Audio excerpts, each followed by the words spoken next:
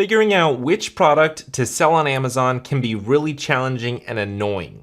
What I'm gonna do for you in this video is I'm gonna share with you a checklist that I created. Now, it's not gonna be totally all about keyword ranking and the data from that side. This checklist is gonna be more about what my ideal situation is for sourcing products, the actual business model of it. So being able to list it on Amazon is great and all, but with this checklist, I want to be able to list it on other marketplaces as well, like Walmart, like Shopify, so that you can drive outside traffic with Google, with Facebook ads, so that you can get some really good consistent sales coming in and then be able to expand from there and expand a product line from this initial product. Hope you get some value from this video. If you do, click that thumbs up button. It really helps me reach more people and grow my channel on YouTube. So starting things off, let me tell you who I am. My name is Ian Smith and I run an Amazon marketing agency called Evolve Media. Now, that's kind of how I came up with this checklist, is because we work with a ton of Amazon sellers and we help them run their Facebook ads,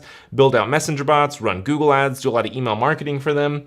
So over the years, we've seen what products work well and what products don't work well, what products are going to give us a higher lifetime value, and what are some that you probably shouldn't even spend marketing dollars on because it's just not there. It's just a one-time purchase. So if you do want to book a free consulting call with me, then head over to evolvemedia.agency, as you can see in the bottom left corner of this video. I think it's either over there or over there. But anyway, number one thing, because I'm an ads guy, I like to run ads on Facebook and Google mostly, the product has got to be ad friendly. So it's got to pass the policies of Facebook, Google, and Amazon. I've got to be able to run it as an ad because that is how I'm gonna get eyeballs on it. That's how I'm gonna scale it. So a lot is riding on if it is going to pass the ad rules and everything like that. So it's gotta be ad friendly. Next, it's gotta be sourced in the USA. I know there's a lot of opportunities over in China for getting cheap products, but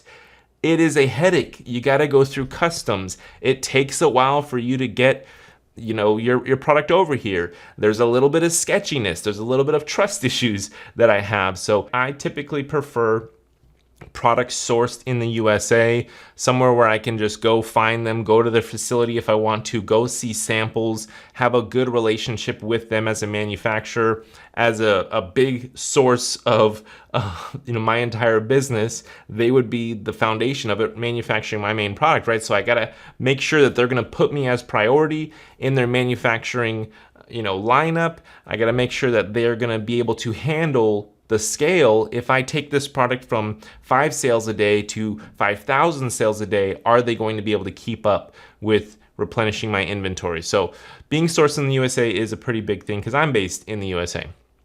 Next, consumable. Now, I mentioned this before with a one-time purchase, but the product has to be consumable. So I got to be able to sell them the product over and over and over, preferably on at least a monthly basis. So they're going to use up their supply over a period of a month, and then they're going to come back to me to buy another round, to refill. So this could be something like skincare. It could be something like hair care. It doesn't necessarily have to be something that they eat, right? Because eating food, right, has its downsides as far as shelf life, and it expires, and there's a whole lot of regulations around safetiness of food, right? So it doesn't always have to be food related, but it has to just be something that is refillable. For example, shavers. Shavers is like an amazing business model because you sell them, the little razors, and then you have the little handle, and then they're going to need more little razors. So they're going to need to come back to you multiple times. Same with the printer market, right? They sell you that printer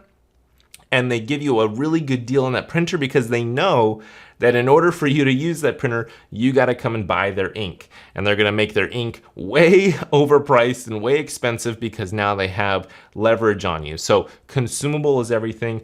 I always want to put a consumable product out there versus just a one-time purchase that literally they just come and buy from me one time. And the reason is because that one-time purchase is going to be my only chance at really getting them to buy from me. And if we're talking about running ads, the cost per purchase, the cost to acquire them as a customer is going to be fairly high. So let's just say it's $20.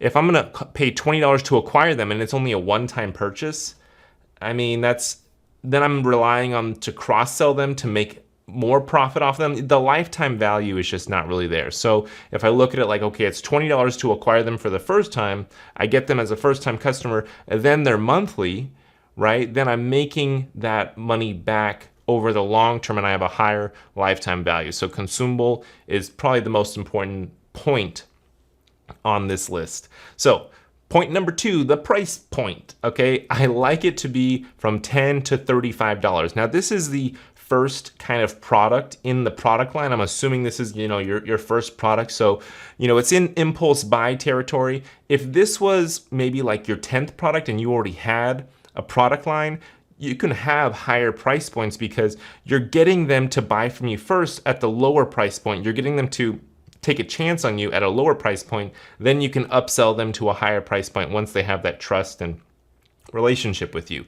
But if they've never bought from you before, it's a lot easier to get someone to take a chance on your brand, your product at a lower price point, and it's within that impulse buy territory. And then also your cost of goods. So let's just say it's a $10 product. Your cost on that is probably like $2 or $3. So it's not going to cost you that much to buy a couple hundred items and get that in inventory. So you're risking less to get your first round of inventory, and you're also able to maybe get more customers because your price point is going to be lower at, let's just say $10, $15, $20. Not many people are going to have to think that long about making a purchase for $10 or $15. All right, next, it's got to be lightweight and small size. Now, the reason for this is because you get lower costs for shipping and lower storage fees. So if it's lightweight, you're not going to have to pay a ton to ship in your first inventory into Amazon FBA, because I do recommend doing Amazon FBA for a lot of the fulfillment. So you're not going to pay to ship it in. You're not going to pay a ton to actually ship it out. Each different item as the orders come in. It's not going to be, you're not going to be eaten alive by Amazon fulfillment fees and then lower storage fees. So let's just say that you have a massive inventory, a lot of quantity sitting at an Amazon fulfillment center, and let's say it's not selling through. You're not going to have to pay a ton of money for those storage fees because it's just not selling through. So next, I would say non-perishable and long shelf life. So I mentioned consumable, right? I mentioned food. So food is going to have a lower shelf life just in general, unless you're packing it full of preservatives. But food is not so great because it's not going to have the longest shelf life versus like a skincare, let's just say lotion, a hand lotion, that could last on the shelf for 3 years or something. So long shelf life is super important. I don't want to have to worry about inventory that's going to be expiring. Right now, a lot of people are getting into the supplement space, and supplements expire. Yes, they have a longer shelf life than normal, but they do expire. And so I don't know how many supplement companies out there are really keeping track of their expiration date and making sure that they're rotating their inventory, first in, first out. But it's just another concern and worry that you have to deal with if you have something that doesn't have the longest shelf life. Next, you got competition. Now, this is a very important one. So I prefer a product that doesn't have much competition, right? But we're not in that may be hard because we're in a world where there's a lot of Chinese sellers. There's a lot of people selling on Amazon in general. So finding a product with not much competition may be very difficult. But if you think you can do it better than the current competitors, then go after it. So one of our strong suits and where we really thrive is in product photography, graphic design, and overall branding and making products look really good and writing great sales copy. So that's a part of our whole system that I know that we're really good at. So if I see a product on Amazon that's maybe one of my competitors for a potential product opportunity that I'm looking into, and I see that their images look really bad, their copy isn't that great, maybe they have not many reviews, so I can really take them on as a competitor because I know that we'll have better imagery, we'll have better copy in the enhanced brand content area. As you scroll down on that Amazon listing, I know that we can really make that area look a lot better, and then we'll have to just figure out a way to get more reviews than them. But that's where I'm okay with having some competitors, is if they're not really doing a great job at selling, because a lot of sellers out there don't look at the page as a conversion rate kind of thing. Like, you obviously want to have your page convert as high as possible. And how do you do that? Well, you have a lot of great images, a lot of great copy, a lot of reviews, and then some great images in your reviews section of customer submitted reviews. So That kind of stuff is very important.